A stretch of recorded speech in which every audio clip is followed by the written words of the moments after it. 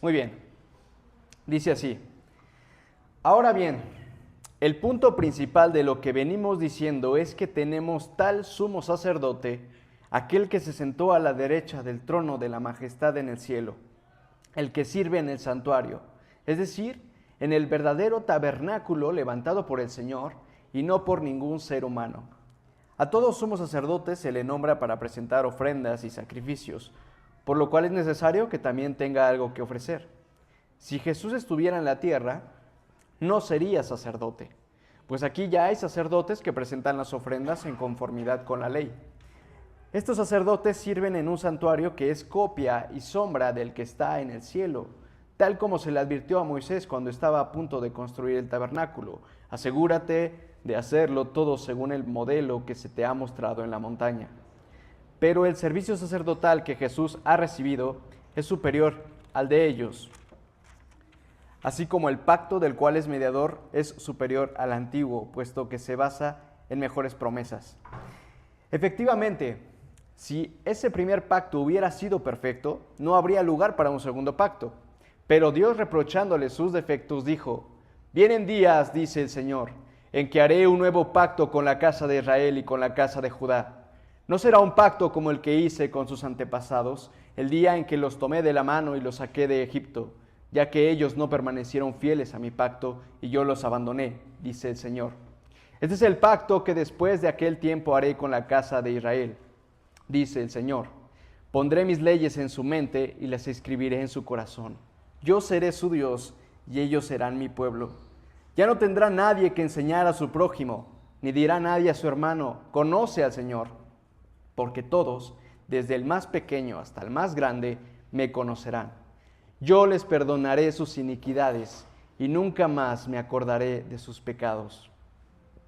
Al llamar nuevo a ese pacto, ha declarado obsoleto al anterior, y lo que se vuelve obsoleto y envejece ya está por desaparecer. Así que a lo largo de Hebreos se nos ha dicho quién es Jesús, quién es este proveniente de la tribu de Judá, de Nazaret, que había sido crucificado y que algunos habían testificado la resurrección y que estaban compartiendo el testimonio de este resucitado. ¿Quién realmente fue ese hombre? Y nos ha dicho desde el primer capítulo, Hebreos, que Jesús es el heredero de todo y creador del universo. Pero además de eso es la fiel representación de lo que Dios el Padre es. Jesús también es superior a los ángeles, Jesús es superior a Moisés, Jesús es el sumo sacerdote y Jesús es sacerdote también según el orden de Melquisedec. Esto es lo que hemos visto a lo largo de 7 capítulos, el énfasis que nos ha dado el autor de Hebreos a presentarnos a Jesús.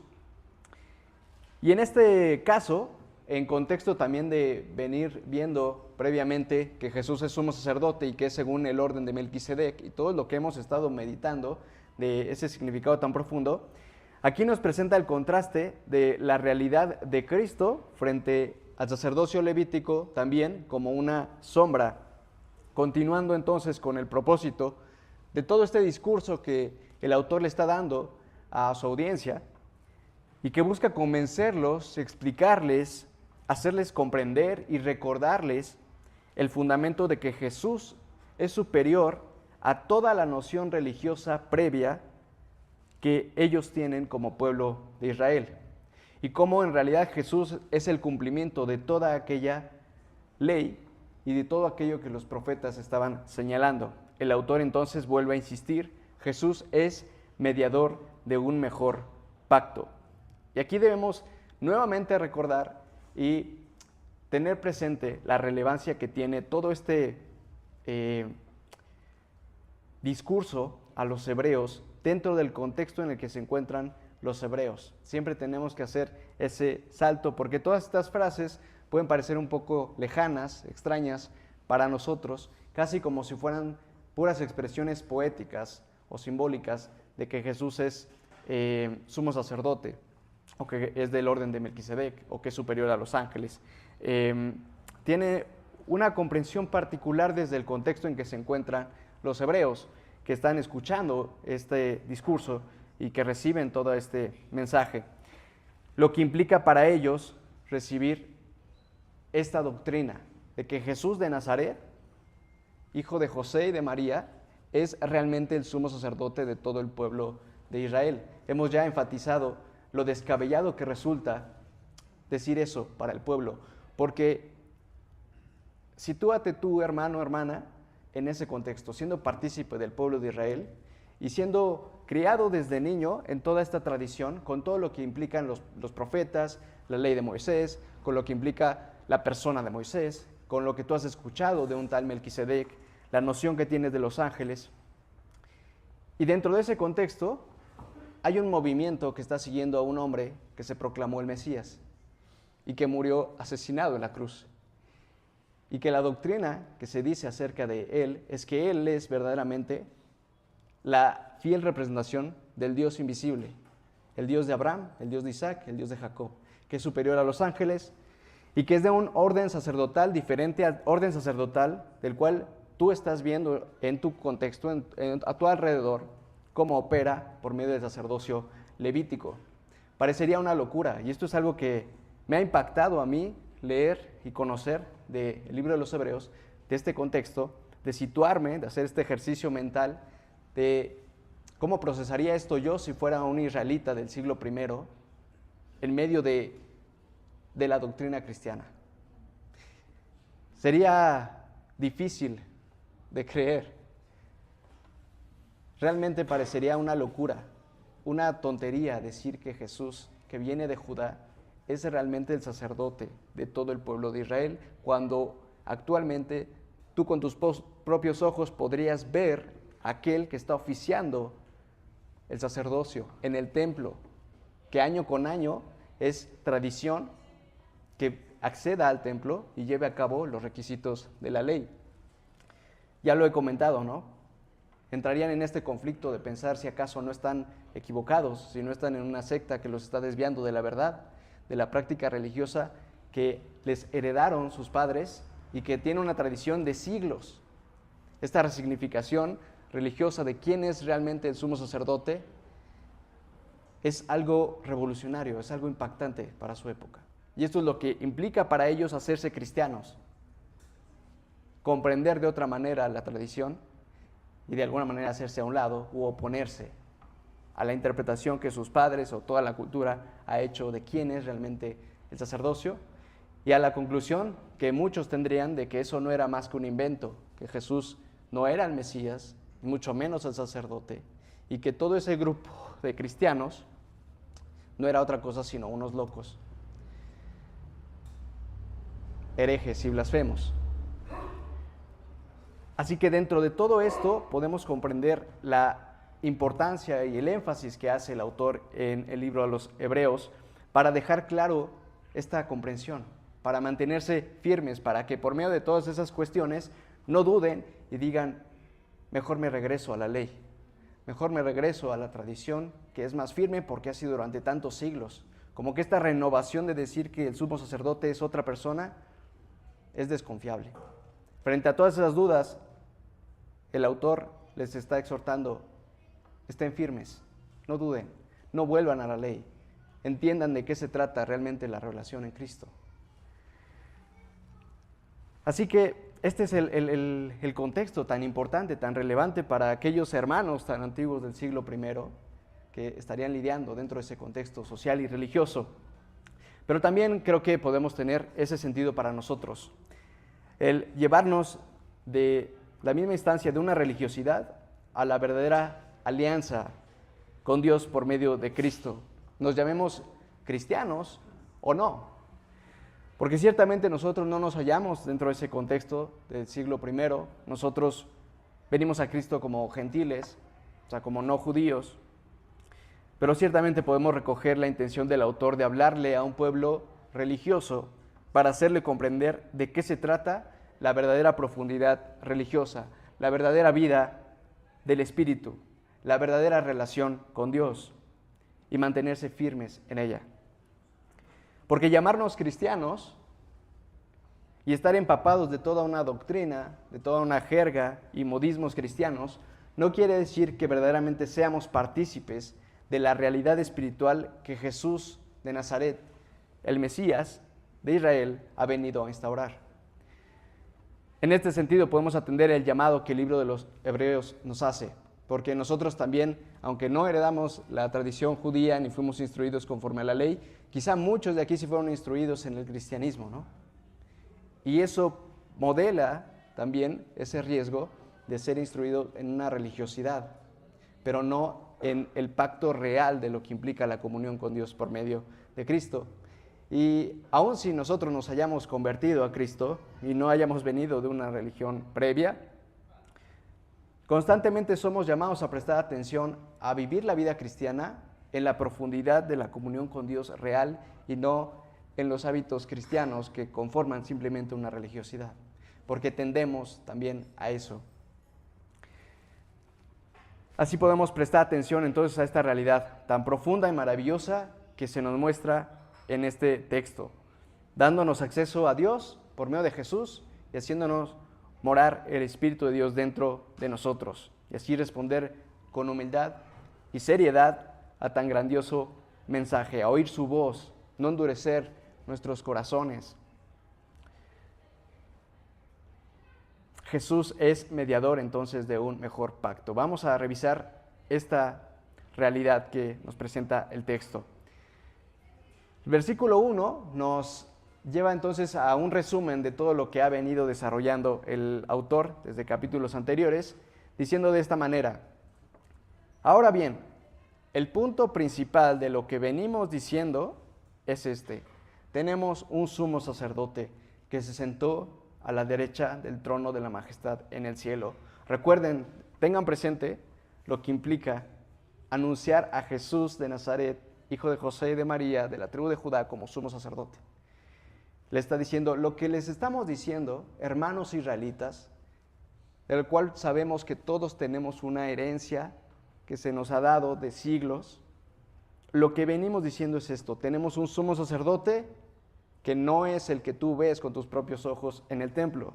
Es Jesús, que se sentó a la derecha del trono de la majestad en el cielo.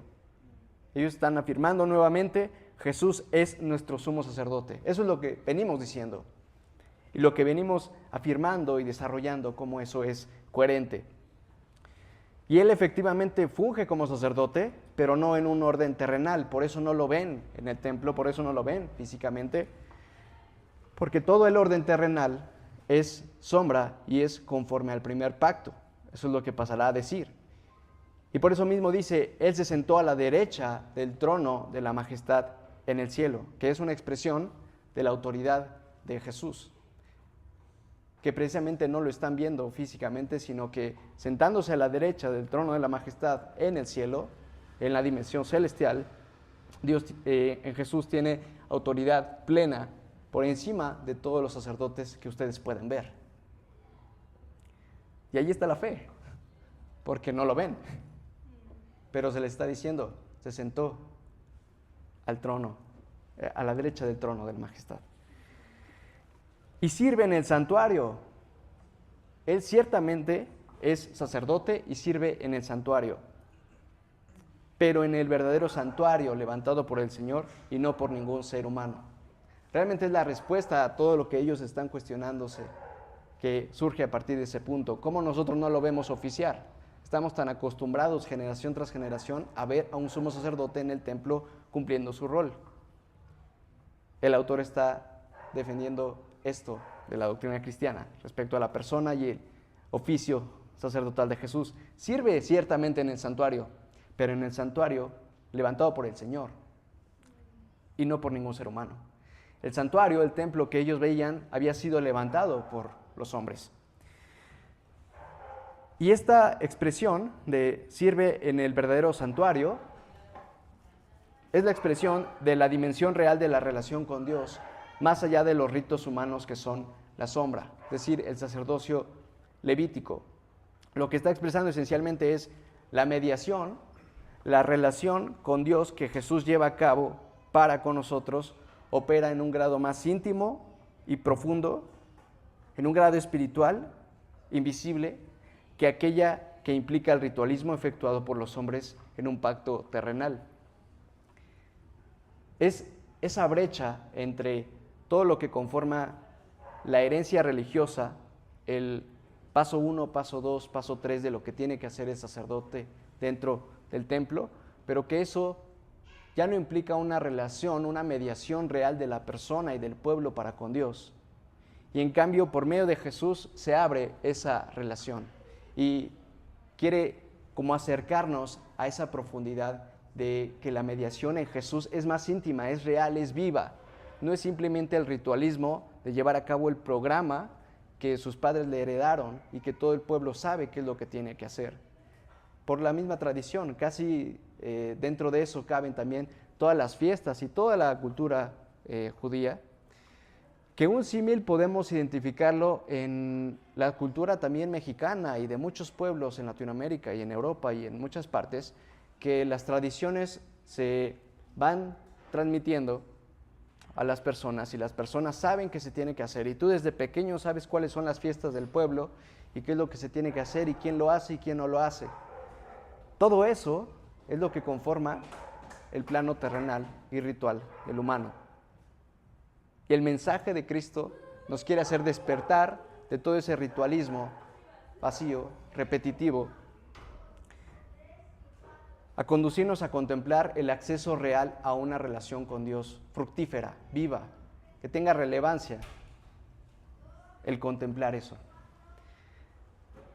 Así que la expresión es esa, la mediación de Jesús es más profunda, es en un grado más íntimo y real que lo que implica el ritualismo. Por eso Jesús oficia de esa manera y no conforme al rito de los hombres. Y a continuación se nos presenta la labor del sumo sacerdote y lo necesario que resultaba entonces que Jesús también ofreciera algo, porque ellos saben lo que tiene que hacer el sumo sacerdote, saben el programa del sumo sacerdote. Dice en el versículo 3, a todo sumo sacerdote se le nombra para presentar ofrendas y sacrificios, por lo cual fue necesario que Jesús también tuviera algo que ofrecer. Si se dan cuenta, en el discurso es como responder cómo Jesús encaja en la figura del sacerdocio, según las nociones que ellos tienen. No es tampoco una ruptura total de decir Jesús no hace nada de eso y simplemente asume que Jesús es el sumo sacerdote, sino que pasa a explicar cómo Jesús realmente cumple el rol del sacerdocio, pero en otro nivel, de otra manera. Y luego plantea la cuestión implícita que estaría en sus mentes. Si Jesús es sacerdote y entendemos que el rol del sacerdote es presentar las ofrendas en el templo como lo ordena la ley, ¿por qué no vemos a Jesús llevar a cabo esta función? Versículo 4. Si Él estuviera en la tierra, no sería sacerdote, pues aquí ya hay sacerdotes que presentan las ofrendas en conformidad con la ley. Igualmente, recordemos, está el templo todavía ahí entre el pueblo. Faltarían algunos pocos años en realidad para ser destruido en el año 70, pero en este tiempo todavía tienen el templo y tienen el sacerdocio vigente. Por eso dice, aquí ya hay sacerdotes que presentan las ofrendas en conformidad con la ley. Ustedes lo saben, ustedes los ven. En el plano del ritualismo, en el santuario terrenal, ciertamente hay sacerdotes que están llevando a cabo todo lo que estaba designado conforme a la ley. Y aquí hace el giro, versículo 5 en adelante, que Jesús es mediador de todavía un pacto mejor. Pero todo este sistema sacerdotal que estaban llevando a cabo los sacerdotes preparaba tan solo el camino para el verdadero sacerdocio de Jesús. Versículo 5, estos sacerdotes sirven en un santuario que es copia y sombra del que está en el cielo. Ellos considerarían, esto es lo real, esto es lo que vemos, esto es la culminación del sacerdocio. Esto es lo que Dios nos había dicho que teníamos que hacer. No puede haber otra cosa mayor. Y aquí el autor está diciendo, sí, todo eso funciona y ha operado durante siglos, pero todo esto es copia y sombra del que está en el cielo, tal como se le advirtió a Moisés. Y aquí alude a la autoridad de aquel relato de Moisés cuando construyó el tabernáculo.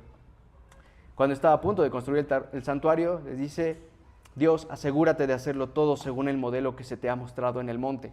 Como si Dios les estuviera diciendo, todo esto ustedes están habituados a contemplarlo como la herencia y la tradición que les ha sido dado, pero esto es copia porque hay un nivel más profundo. Hay una realidad que ha estado desde siempre, que es la original, digamos.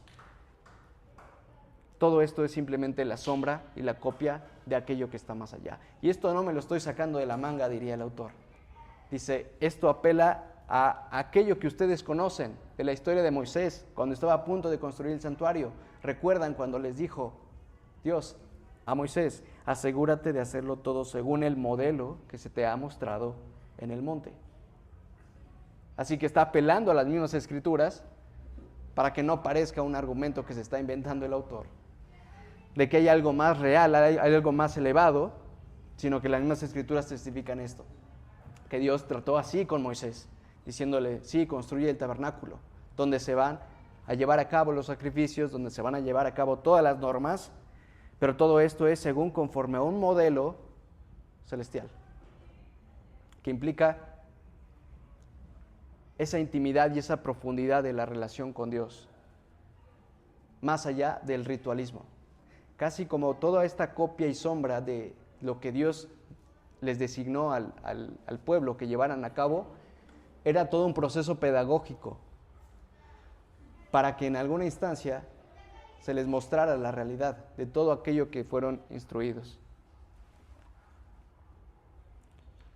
Versículo 6 es el versículo clave de la superioridad del sacerdocio de Jesús. Pero el servicio sacerdotal que Jesús ha recibido es superior al de ellos, así como el pacto del cual es mediador es superior al antiguo, puesto que se basa en mejores promesas. Así que este es el punto principal. ¿Ustedes consideran este servicio sacerdotal de la tribu de Leví? Pero el servicio sacerdotal de Jesús es superior al de ellos. Y esto implica tocar el pacto. Y por eso expresa, así como el pacto del cual es Jesús, es superior a aquel que conforma la ley y que conforma todo el ritualismo que ustedes conocen. Así que es el reforzamiento de esta idea. La mediación de Jesús es de un grado más profundo que la representación que viene por medio de la mediación visible del sacerdocio levítico. Este pacto se basa en mejores promesas. ¿Y cuáles son esas promesas? Y el autor pasa a explicar esto del segundo pacto. Primero, la necesidad de un segundo pacto, haciéndoles comprender, esto estaba ya determinado, ¿por qué ahora habría algo nuevo? Dice versículo 7, porque si ese primer pacto hubiera sido perfecto, otras versiones dicen hubiese sido sin defecto, no habría necesidad de proveer un segundo pacto. Así que, ¿por qué es imperfecto? Si hubiese sido perfecto, dice, esto apunta ya, señala, que era tan solo preparativo, porque Dios mismo lo instauró al pueblo. Era la sombra de lo que habría de venir. Pero Dios había anunciado al pueblo lo que haría realmente por medio de Jesús. Y aquí se encuentra una cita a Jeremías 31, versículos 31-34. Cuando lo introduce diciendo en el versículo 8, pero Dios dijo reprochándole sus defectos, vienen días, afirma el Señor, en que haré un nuevo pacto con Israel y con Judá. Y esto es muy bello porque en esta cita que hace de Jeremías, desarrolla de qué se trata este nuevo pacto y nos revela en última instancia el corazón de Dios para con el pueblo y para con la humanidad. En primera instancia nos dice lo que no será el pacto, para luego decirnos lo que sí será.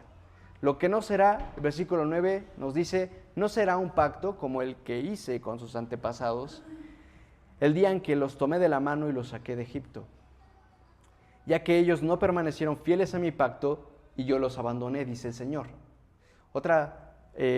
Más bien en la porción de Jeremías, versículo 32, es esta porción que acabo de leer, dice, ya que ellos lo quebrantaron a pesar de que yo era su esposo. Y este es el corazón de Dios en esa fidelidad para con su pueblo. pero que del otro lado no es igual, de la otra parte no es igual. Ellos lo quebrantaron a pesar de que él era su esposo. Es esta figura del matrimonio que vemos a lo largo de las Escrituras, de la relación de Dios con su pueblo, pero un esposo que es fiel a pesar de la infidelidad de la esposa, ¿no? Es un pacto diferente al que es mediado por la ley. ¿Cuál es ese pacto antiguo? Bueno, para contextualizar y tener claro de qué se trataba ese pacto, de dónde viene, cómo surge, ya nos anticipa aquí que fue el pacto como el que hizo en el día de sus antepasados, de los israelitas, cuando los sacó de Egipto. Y esto se encuentra en Éxodo, capítulo 19, después de que relata cómo los israelitas salen de Egipto, les dice en Éxodo 19, 6, cuando los israelitas están en el Sinaí: ustedes son testigos de lo que hice con Egipto y de que los he traído a ustedes hacia mí como sobre las águilas. Si ahora ustedes me son del todo obedientes y cumplen mi pacto, serán propiedad exclusiva entre todas las naciones. Aunque toda la tierra me pertenece, ustedes serán para mí un reino de sacerdotes y una nación santa. Esto lo dice sacándolos de Egipto, estando en el monte Sinaí, y a continuación Éxodo 20. ¿Qué hallamos en Éxodo 20? Los mandamientos. Los 10 mandamientos, y del 20 al 23, capítulo 20 al 23 de Éxodo, toda una serie también de mandamientos de otra índole. Pero es todo lo que dice después de esto. Ustedes son testigos de que los saqué de Egipto. Vamos a hacer un pacto. Y les da las leyes. Luego de todo esto, de las leyes que les da, en Éxodo 24, versículo 3, comienza diciendo: Moisés fue y refirió al pueblo todas las palabras y leyes del Señor. Y ellos respondieron a una voz: haremos todo lo que el Señor ha dicho. Después llevan a cabo unos sacrificios, que son los que acompañan el pacto. Dice: después tomó el libro del pacto y lo leyó ante el pueblo. Ellos respondieron: haremos todo lo que el Señor ha dicho y le obedeceremos. Moisés tomó la sangre, roció al pueblo con ella y dijo: esta es la sangre del pacto que, de acuerdo con estas palabras, el Señor ha hecho con ustedes. Ahí está el pacto. Ahí está el primer pacto. Fíjense la expresión del pueblo. 2 veces. Haremos todo lo que el Señor ha dicho. Haremos todo lo que el Señor ha dicho y le obedeceremos. Y conocemos la historia de Israel y cómo acá nos viene a decir: ustedes no fueron fieles, aunque yo era su esposo. Ellos no permanecieron fieles. Y la infidelidad se manifiesta en la incapacidad del humano para permanecer fiel al pacto por medio de la ley. ¿Qué era lo que tenían que hacer? Cumplir la ley y obedecer. Y la infidelidad se mostraba en eso, su incapacidad para cumplir la ley. Y aquí debemos identificar que el antiguo pacto revela el pecado, la ley revela el pecado, pero es incapaz de transformar el corazón. Esto es lo que se señala cuando se ha dicho anteriormente, porque si ese primer pacto hubiera sido sin defecto, si hubiese sido eficiente, no habría necesidad de proveer un segundo pacto. Y lo que en el capítulo anterior, capítulo 7, versículo 18 y 19 de Hebreos, había dicho: por una parte, la ley anterior queda anulada por ser inútil e ineficaz, ya que no perfeccionó nada. Y por la otra se introduce una esperanza mejor, mediante la cual nos acercamos a Dios. Todo esto queda también más claro en muchos pasajes de la Escritura, pero uno de ellos, el comentario que hace Pablo en Romanos, capítulo 3, diciendo esto: tanto los judíos como los que no son judíos están bajo el pecado. Ahora bien, sabemos que todo lo que dice la ley, que Dios le había dado al pueblo, lo dice a quienes están sujetos a ella, para que todo el mundo se calle la boca y quede convicto delante de Dios, para que sepan que son incapaces de cumplir la ley. Por tanto, nadie será justificado en presencia de Dios por hacer las obras que exige la ley. Más bien, y ojo aquí, mediante la ley cobramos conciencia del pecado. Esto es lo que representa el primer pacto y lo que es el hecho de que Dios le dé la ley al pueblo. Hacerles ver su incapacidad, su infidelidad de su corazón. Pero el amor de por medio de Dios, de tener verdadera comunión con ellos. A pesar de su ineficiencia, a pesar de su incapacidad, a pesar de su infidelidad. Y continúa diciendo lo que sí será el pacto. No será como ese pacto, porque ustedes son incapaces de cumplir el pacto. Y Dios sabía que eran incapaces. Y por eso Romanos y muchas partes de las Escrituras nos muestran ese primer pacto que había dado la ley, ¿era para qué? Para que todo el mundo se calle la boca y quede convicto delante de Dios. Para que sepan que por las obras que exige la ley, nadie puede ser justificado. Nadie puede estar a la paz y en una buena relación y reconciliación con Dios por sus propios méritos, sino solamente que por medio de la ley se cobra conciencia del pecado. Y ahora dice, este es el pacto, versículo 10 del pasaje que estamos leyendo, que después de aquel tiempo haré con el pueblo de Israel, afirma el Señor. Pondré mis leyes en su mente y las escribiré en su corazón. La ley no es algo externo ni puramente ceremonial. No es algo que se tiene que hacer porque Dios lo dictó y ya. Ahora se graba en la mente y en el corazón. Se trata de una transformación real y profunda de los creyentes. Y en realidad este ha sido el anhelo de Dios desde siempre. No darles unas normas externas y que las cumplan, aunque no quieran, aunque no les interese, sino por el puro bien de la sociedad o algo parecido. El anhelo de Dios ha sido siempre una relación amorosa con cada individuo y con todos como comunidad que siguen la ley en espíritu y en verdad, por el amor y desde el amor de Dios, y no como una normativa religiosa y social. Simplemente. El antiguo pacto llamaba a Israel a amar a Dios de todo el corazón. En Deuteronomio leemos esta porción, 6:5, ¿no? Escucha, Israel, el Señor nuestro Dios es el único Señor. Ama al Señor tu Dios con todo tu corazón, con toda tu alma y con todas tus fuerzas. Grábate en el corazón estas palabras que hoy te mando. Hacia eso apunta el anhelo de Dios que se confirma en el pacto hecho por Cristo.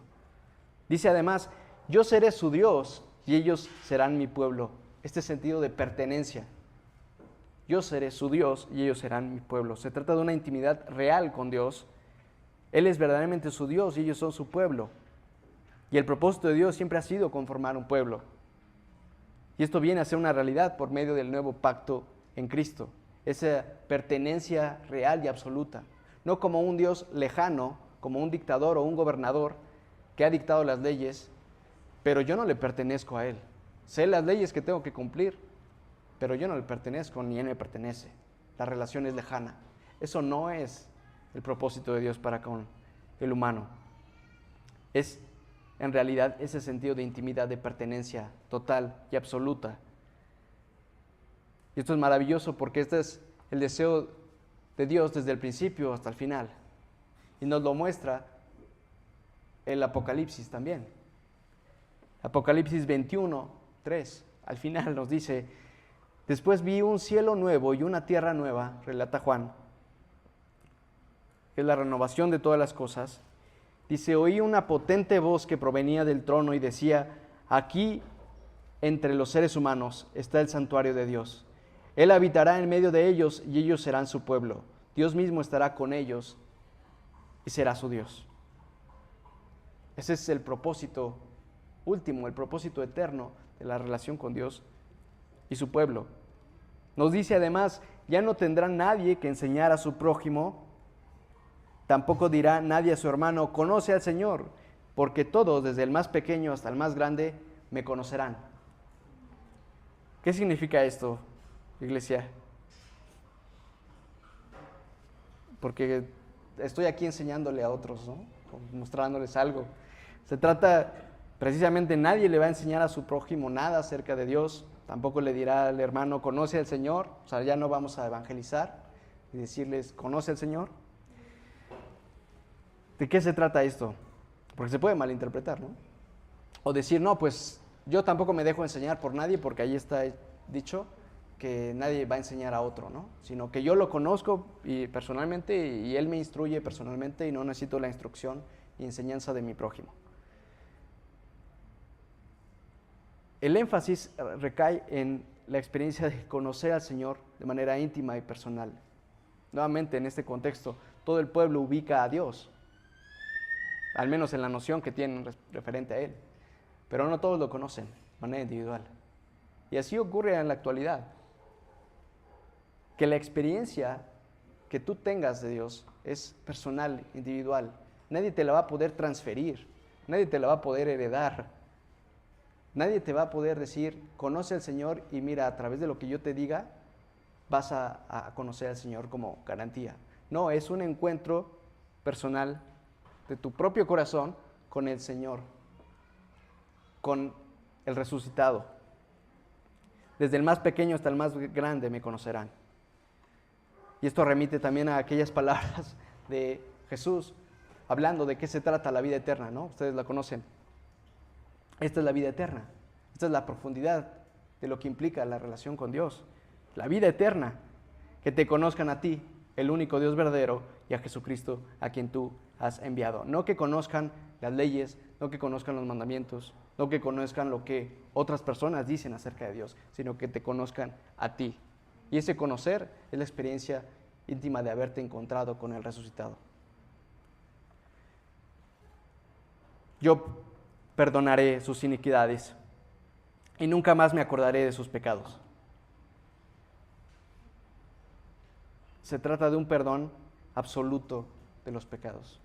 No como nosotros cuando decimos perdonar y con esas frases que decimos, perdono pero no olvido, Dios dice, yo perdonaré sus iniquidades y nunca más me acordaré de sus pecados. El nuevo pacto atiende el problema del pecado que el antiguo pacto no puede resolver, que es la culpa y la ruptura con Dios que implica la desobediencia y la infidelidad del hombre.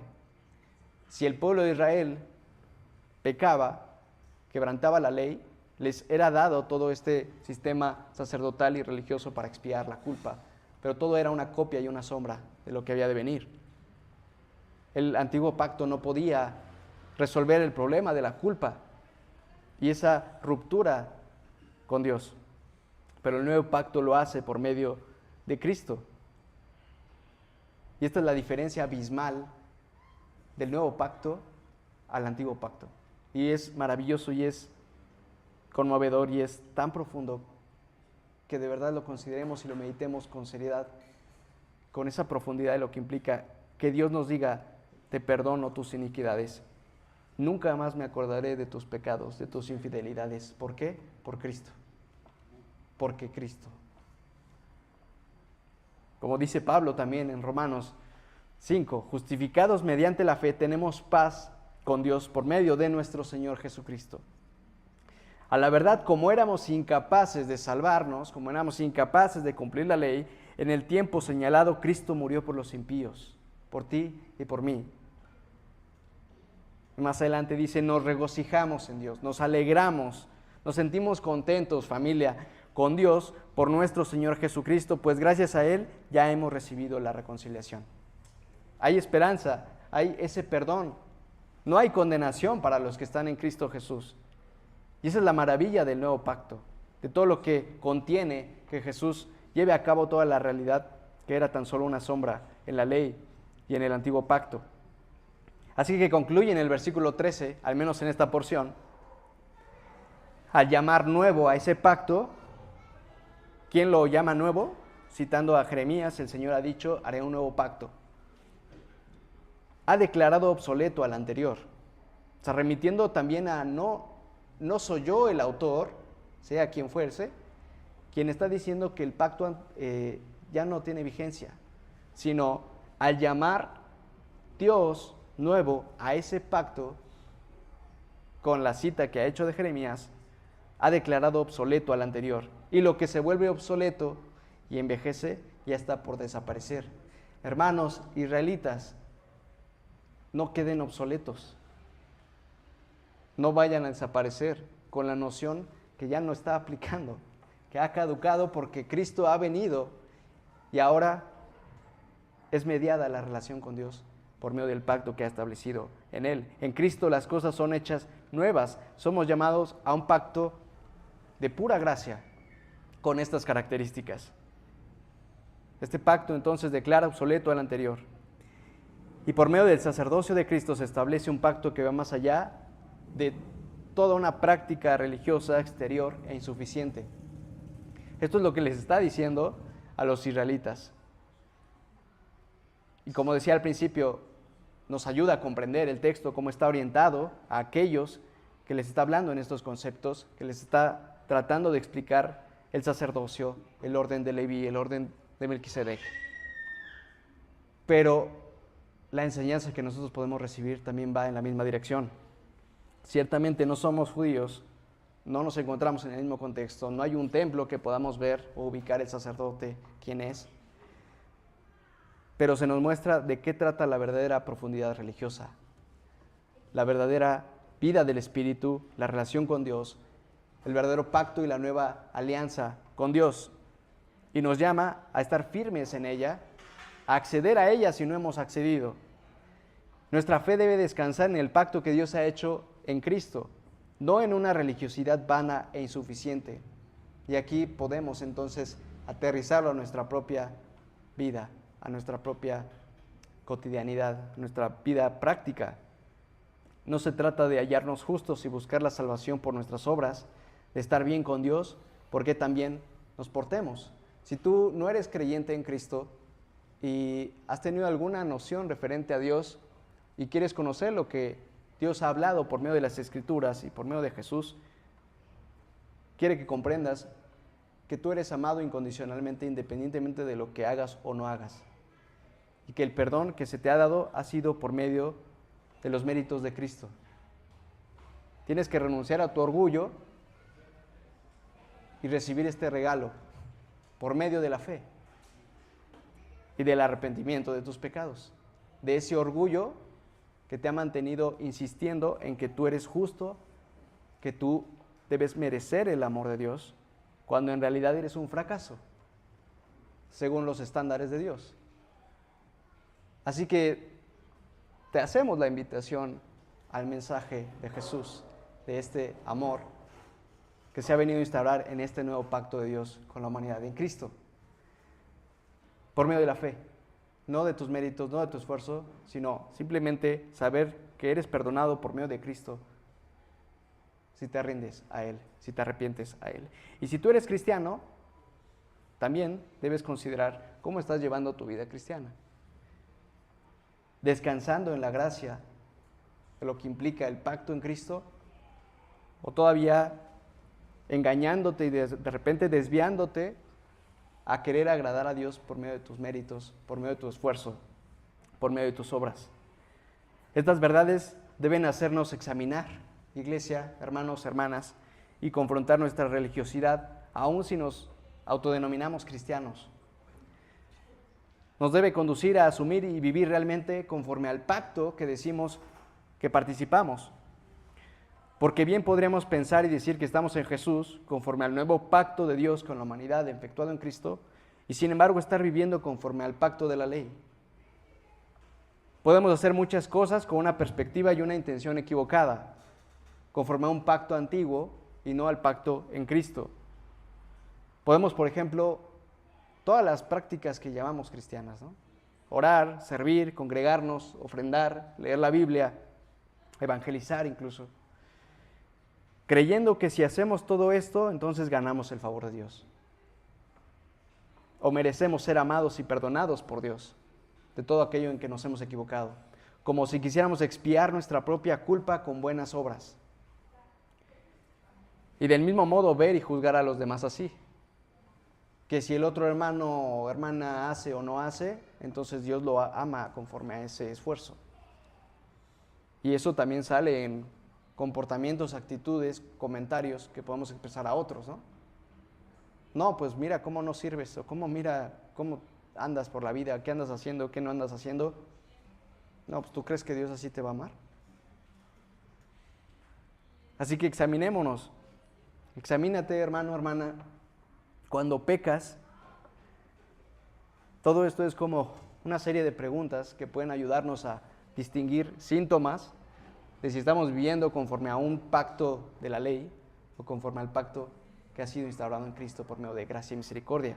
Cuando pecas, acudes en arrepentimiento y humillación a Dios, reconociendo tu fracaso, tu incapacidad, tu infidelidad, recordando el amor, la gracia y la misericordia de Cristo, o te impulsas de inmediato a intentar enmendar y hacer desaparecer la culpa de tus pecados con actitudes u obras buenas. Como que tomas esta intención de ahora voy a hacer el doble o voy a hacer un esfuerzo para hacer buenas obras, para compensar lo malo que he hecho o para que se me vaya olvidando mis pecados y mis errores. Y entonces así yo estar tranquilo en mi conciencia de que me estoy esforzando, le echo ganas, de lo que me equivoco lo compenso y delante de Dios entonces decir, pues me estoy esforzando todavía. Ya se te olvidaron mis pecados, ¿por qué? Porque ya hice obras buenas, ¿verdad Dios? Es muy inconsciente, es muy sutil ese comportamiento, pero puede estar enraizado en nosotros. Cuando pecamos, cuando maltratamos a una persona, a un hermano, a un familiar, a un amigo, con nuestras palabras, con nuestros comportamientos, ¿cómo procesa eso nuestro corazón, nuestra mente? Decir, pues sí, pero otras veces lo he tratado mejor. O ahora voy a hacer esto otro para compensar que hice y entonces así justificarme.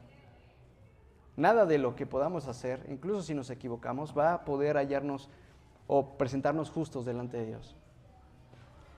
Pero eso puede mostrarnos cómo nuestra mentalidad, nuestro corazón está arraigado a un pacto de la ley. Cuando pecamos de cualquier manera, cuando pecas, por ejemplo, en inmoralidad sexual de cualquier tipo, cualquier grado, ¿qué dices como el pueblo de Israel? Voy a cumplir ahora sí lo que tú me dices para hallarme justo. Y aquello que hice y que pequé, quede borrado porque ahora sí lo voy a hacer bien. O cuando eres negligente e irresponsable con alguna tarea delante del Señor en cualquier ámbito de tu vida, dices, la próxima lo voy a hacer bien, para entonces así estar bien con Dios, o para ganarme el favor de Dios. Meditemos esto, no siempre es así de explícito en nuestra mente, pero nuestra actitud, nuestro comportamiento, nuestro estado espiritual expresa una actitud así, que estamos recayendo en lo que nosotros podemos hacer o no ser, y no en reconocer que en realidad somos un fracaso, que no podemos hacer las cosas bien, que no podemos tener el control de todo, que somos pecadores, que hay malicia en nuestro corazón, y que aún así Dios nos ama incondicionalmente. Reconozcamos ese fracaso en realidad que somos y descansemos en la gracia. Esa gracia progresivamente nos va a santificar, pero no para ganar el amor de Dios, sino porque ya somos amados por Dios, vamos a santificarnos. Igualmente en las prácticas espirituales, cuando oras y lees la Biblia, ¿lo haces realmente por una comunión viva con Dios o por cumplir un deber del día? Incluso con nociones que puedan surgir como pensando que Dios no se vaya a enojar conmigo o de que no me vaya a salir algo mal en el día porque no oré o no leí la Biblia en la mañana. Todas esas cuestiones son conforme al pacto de la ley. Si yo no hago esto, entonces Dios no me va a bendecir, me va a ir mal. Sabiendo que eres amado, y aún si eres amado, y aún si lees la Biblia, y aún si oras por la mañana, ¿qué crees? Te puede ir mal en el día. Pero el amor de Dios es incondicional. No es una transacción que podamos hacer con Dios. Igualmente, si sirves o no sirves en la iglesia o en cualquier ámbito de tu vida, ¿sientes que Dios te ama menos si no sirves? Si no estás involucrado en la iglesia o en algún rol, que Dios te ve así como con desprecio, como pues Es que no hay algo en ti que me anime a amarte, porque no estás haciendo nada en la iglesia. Eso nos puede conducir a servir mucho y así descansar en el hecho de que Dios nos va a amar porque estamos sirviendo. Pero debemos recordar, el servicio no es desde la carencia del amor. Es por el amor de Dios y desde el amor de Dios que vamos a querer servir. Y si no servimos o si decimos no a algo, ¿perdemos el amor de Dios? No. Si desde antes de que servíamos, Dios ya nos había amado. Si siendo pecadores Dios nos había amado, si servimos o no nos servimos, no cambia el amor de Dios. Así que hermano, hermana, ¿estás viviendo la realidad espiritual y sobrenatural de Jesús que nos ha dado, que nos ha venido a mostrar, a inaugurar por medio de su vida, su muerte y su resurrección? ¿O estás encerrado en una religiosidad vacía e ineficiente, repitiendo hábitos con apariencia cristiana? Y si es así, escucha este mensaje, el pacto que Dios ya ha establecido por medio de Cristo. Como también nos dice Pablo, por medio de lo que le dice a los Gálatas, ¿recibieron el Espíritu por las obras que demanda la ley o por la fe con que aceptaron el mensaje? Si estuviera aquí también nos diría de esta manera, ¿no? Tan torpes son, fíjense cómo califica de esta manera el estar viviendo conforme al pacto de la ley, como una torpeza. Tan torpes son, después de haber comenzado con el Espíritu, ¿pretenden ahora perfeccionarse con esfuerzo humanos? ¿Qué respondemos, familia? Aferrémonos a este pacto que se nos da y que nos explica Hebreos, diciéndonos de esta manera. Jesús ha llegado a ser el que garantiza un pacto mejor, un pacto superior. El servicio sacerdotal que Jesús ha recibido es superior. El pacto del cual es mediador es superior al antiguo, puesto que se basa en mejores promesas. Descansa en eso, hermano, hermana, iglesia, en esta mañana descansemos, recordando nuevamente el Evangelio. Somos amados incondicionalmente por lo que Cristo hizo. Y rindamos nuestro orgullo de querer ganar el amor de Dios y la aprobación de Dios por nuestros méritos, confrontando con este maravilloso mensaje de que Cristo ha hecho todo por nosotros y en Él somos incondicionalmente amados. Dios Padre, te damos gracias por tu palabra, por esta maravillosa noticia del Evangelio de Jesús, por el pacto que en tu misericordia has hecho con nosotros. Gracias por tu fidelidad a pesar de nuestra infidelidad. En el nombre de Jesús te damos gracias. Amén.